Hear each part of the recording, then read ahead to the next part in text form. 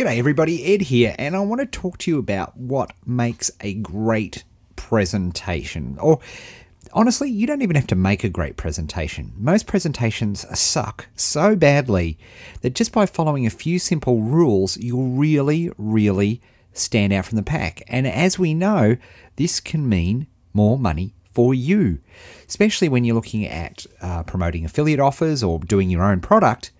You know, just a little bit of things which add a touch of class and a touch of design sense, which is so easy to do with the current crop of presentation programs such as PowerPoint and Keynote on the Macintosh, that there's really no excuse not to do it. In fact, this presentation, I just timed myself.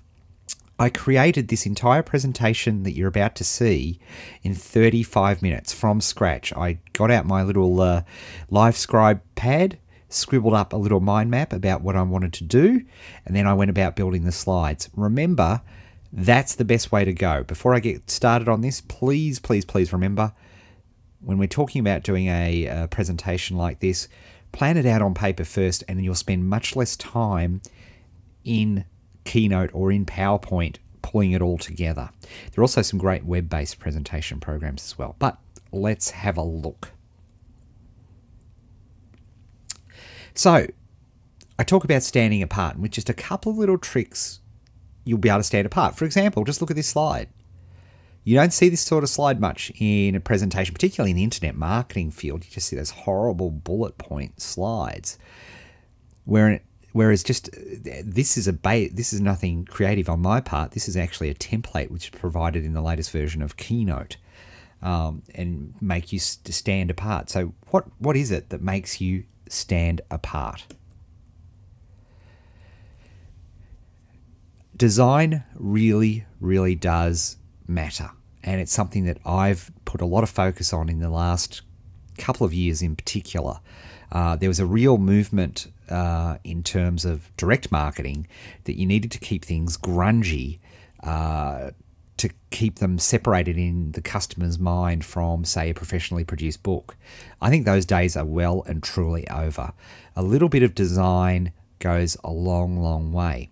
Now, if you know anything about me, you'll know that my artistic skills are near zero. I've had to learn everything. I really have. Just ask my brothers. They're just... I was hopeless at school, really was. Fortunately, all this stuff can be learned, and I want to give you a couple of key books and a free PDF which will show you exactly where you can go. Now, the first one is this one, is Presentation Zen. This is a fantastic book. And in the accompanying PDF, which is a PDF version of this presentation I'm creating, another fantastic reason to use, say, Keynote or PowerPoint, you'll notice that there the Presentation Zen website link is actually active, and you can click on it and it'll take you to the Presentation Zen site. If you just type in Presentation Zen in Google, it will work. And Gar Reynolds is fantastic. This book is I absolutely recommend getting it. It's a great read. It's fascinating. There are lots of great examples. It really is very cool. The next one I'd recommend to you is Slideology by Nancy Duarte. And Nancy and Gar work pretty closely together, as it happens. They're cut from the same brilliant cloth. Nancy and her team were responsible for doing probably what is the most dramatic PowerPoint of this decade, which of course is Al Gore's use of Keynote to present an inconvenient truth. She was part of that team, and if you've seen any of the TED presentations, Nancy is heavily involved in creating what are perhaps some of the ultimate presentation shows. So this again is another fabulous book. Again, if you have a look at the accompanying PDF to this recording, you'll see that you can click on that Slideology blog link and that'll take you off. Of course, you can Google it. Now, something that's very cool is Seth Godin put out a little free ebook on really bad PowerPoint and how to avoid it. Now, again, there's a link in the accompanying PDF which will show you exactly where to get that. And I'd also really recommend, just for brilliant posts almost every day, I'd really recommend you read Seth's brilliant blog. He really does make you think. Don't agree with everything that he says all the time, but that's cool. I think he's a brilliant marketer and somebody that we really, really want to watch. Now, what I'd like to do is perhaps show you what may well have been the best presentation of the last decade. And it's this one. Brings a tear to my eye. This was the famous keynote address when Steve Jobs introduced the iPhone. This was the shot that was heard around the world. It was an extraordinary presentation. It's funny looking back on it now. 2 years ago? Just 2 years ago. And the iPhone has pervaded everything. It really has changed mobile telephony as we know it, created whole new industries with the App Store, and really changed the way people think and look about their phones. It was extraordinarily dramatic. The keynote that Steve Jobs produced was a tour de force. And what I'd recommend you do is you can see that there's again, the PDF will have the link, but I really recommend you click Watch iPhone Introduction and watch probably one of the great masters of presenting work a crowd and present a room, and look at the slides. I really want you to have a look at the slides, the simplicity of them. There's no bullet points, there's no anything. And in fact, that leads me to my first huge tip, which is simple. The most effective slides are the ones that are the most simple. I think Seth Godin talks about not having any more than 5 words on your slide. Now, sometimes you need more, but it's a good rule to live by. Simple works. It's powerful, it's dramatic, it's effective. You insult your audience if you put big slabs of text on a PowerPoint slide and then you just read them out. It's bad. People tune out because they can read much faster than you can talk out loud, and they're sitting there going, okay, got that, check, what's next? It's a really bad move. And by effectively, working on a presentation and particularly planning it out like I suggested you plan it out, plus there are some very cool presentation tips with notes. You can't see this. I'm going to show you this in another video. I have to shoot it separately. But I've got 2 screens here and I can see what's coming up next. I can see how long it's taken and I can see all those sorts of things. If you have an iPhone and you use Keynote, you can see all of this on your iPhone, which is so super sweet, I cannot tell you. Bullet points suck. They suck. They really suck. They suck. Just in case you were wondering, bullet points totally suck. You really want to avoid them. And just in case you really got it, they really suck. You really just want 1 point, 1 slide. It is really, really crucial that you do this.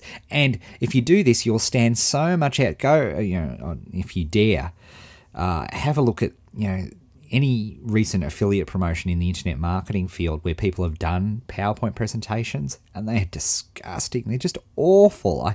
I was going to show you some examples, but I just didn't want to call out the people. They are atrocious.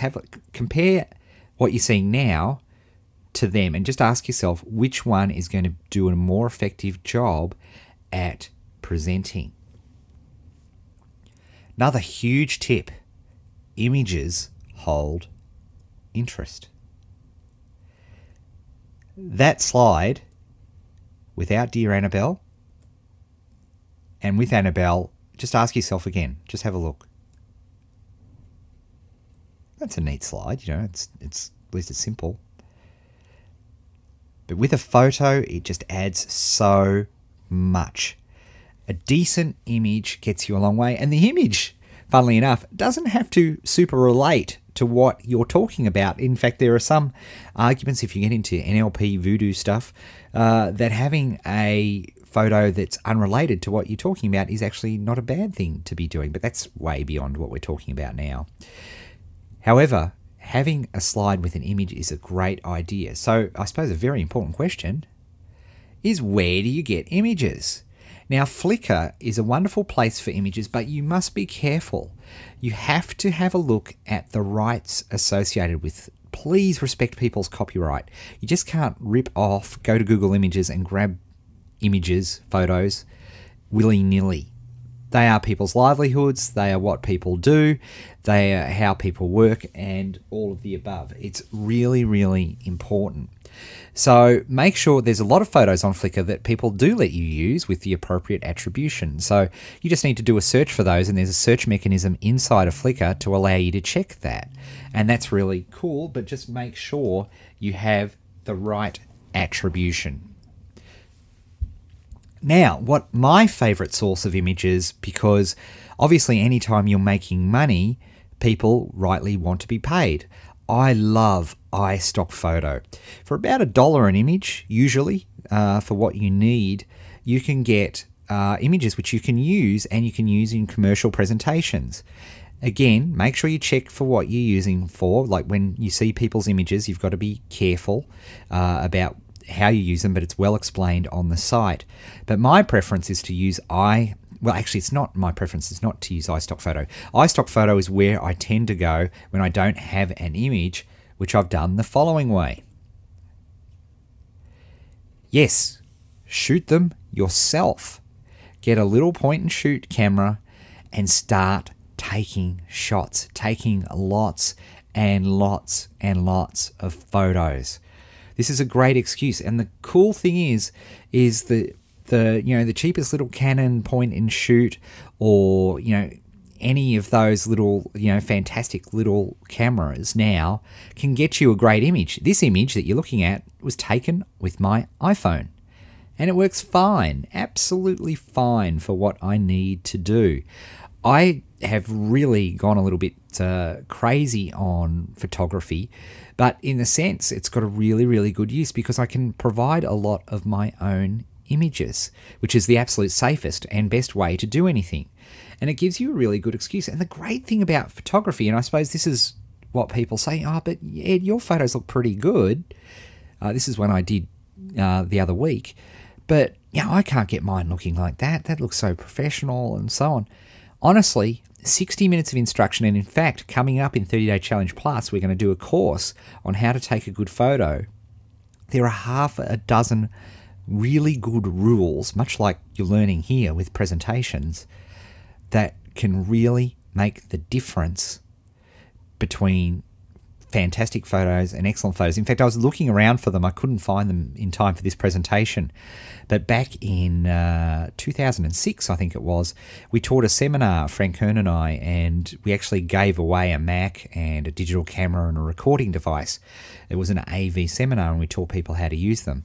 We actually had a little photo competition, and people who had never, ever taken photos professionally, let alone from an amateur sense, you should have seen the photos that they all did. They were superb. All you need is these few simple rules. And don't worry, in 30-Day Challenge Plus, we're going to show you exactly what those rules are. But that's for another month. This month, we want to make you some money with presentations.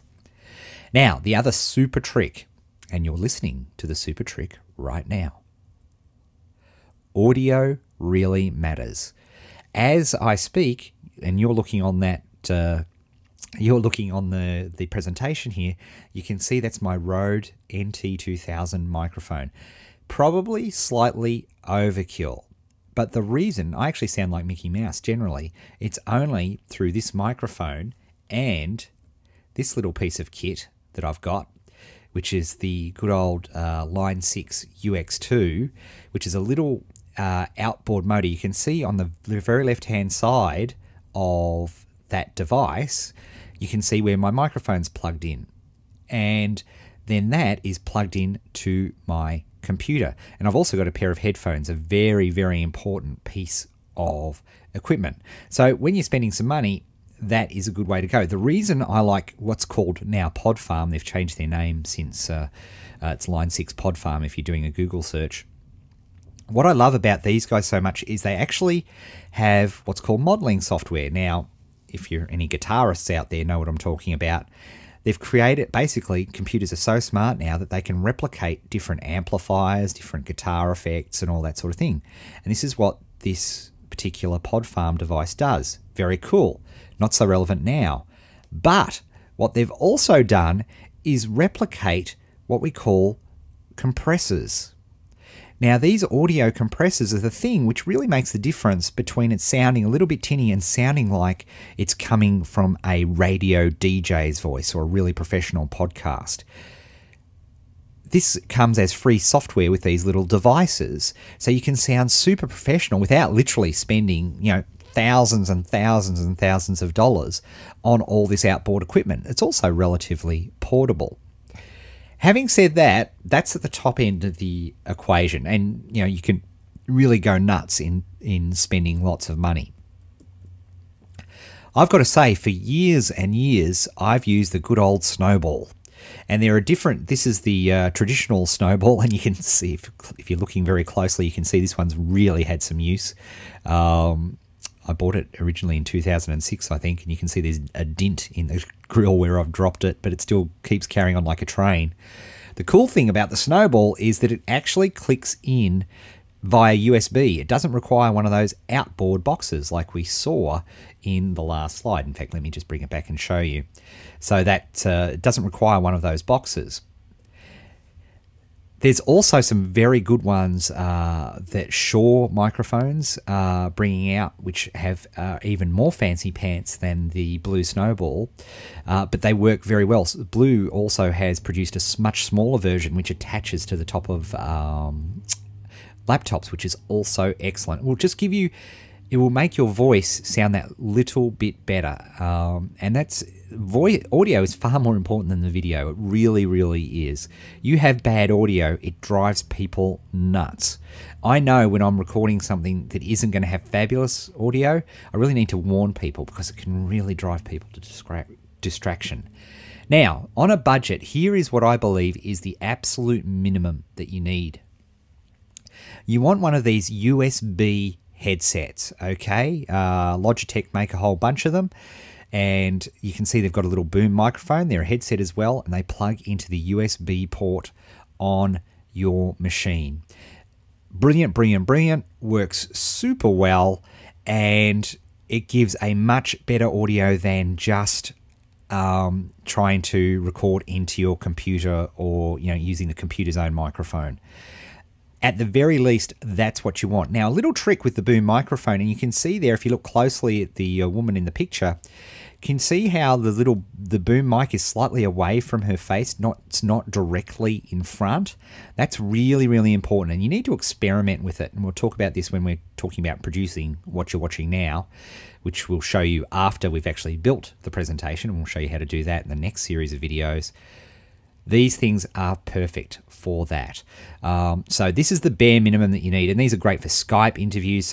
And honestly, I think they start from about $30 US. So it's $30 really, really well spent because, and you can see on the bottom of that one, it's designed for Skype and Yahoo and, Windows Live, etc. So there you have it. There's the gear, and there's the design tips about how to make these things look good. I really recommend you go back and have a look at the iPhone presentation that Steve Jobs gave, because really, hey, none of us will come close to that level of presentation. We don't need to come to that level of presentation, but I want to show you how something that works really, really effectively, how you can do it. All right, folks, that's it. We'll see you on the next set of videos where we start building these presentations.